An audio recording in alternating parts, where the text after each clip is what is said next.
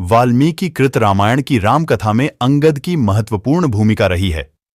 अंगद कौन था और क्या थी उसकी शक्तियां, आओ जानते हैं।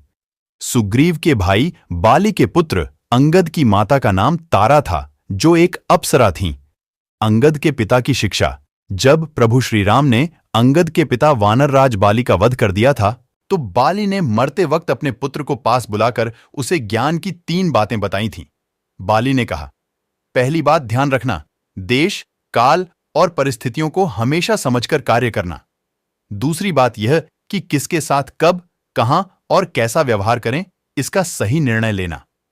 अंत में बाली ने तीसरी सबसे महत्वपूर्ण बात कही कि पसंद, नापसंद, सुख दुख को सहन करना और क्षमा भाव के साथ जीवन व्यतीत करना।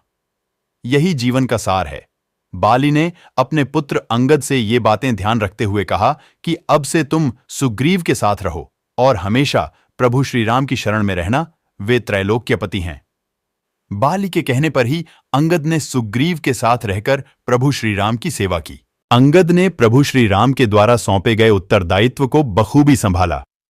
बाली वध के बाद सुग्रीव को किष्किंधा का राज्य मिला और अंगद युवराज बनाए गए। अंगद भी हनुमान जी की तरह पराक्रमी और बुद्धिमान था। हनुमान जी, जामवंत जी की तरह ही अंगद भी प्राण विद्या में पारंगत था। इस प्राण विद्या के बल पर ही वह जो चाहे कर सकता था। राम की सेना में अंगद ने बहुत पराक्रम दिखाया था।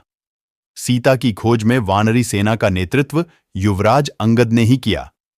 संपाति से सीता के लंका में होने की बात जानकर अंगद समुद्र पार जाने के लिए तैयार हो गए थे, परंतु दल का नेता होने के कारण जामवंत ने इन्हें जाने नहीं दिया और हनुमान जी को लंका भेजा गया। रामदूत अंगद।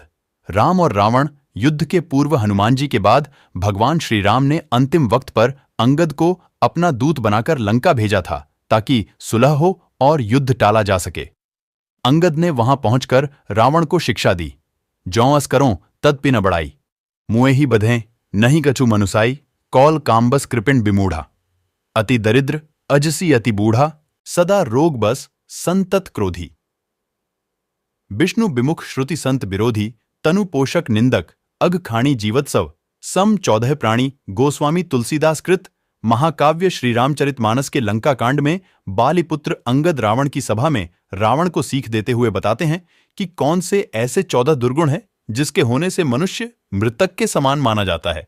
उक्त चौपाई में उन्हीं 14 गुणों की चर्चा की गई है। अंगद का पैर।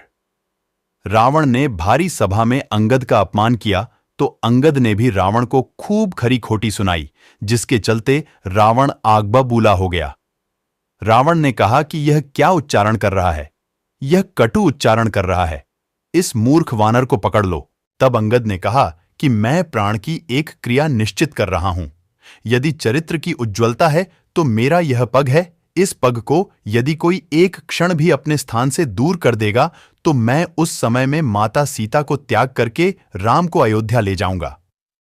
अंगद ने प्राण की क्रिया की और उनका शरीर विशाल एवं बलिष्ठ बन गया। तब उन्होंने भूमि पर अपना पैर स्थिर कर दिया।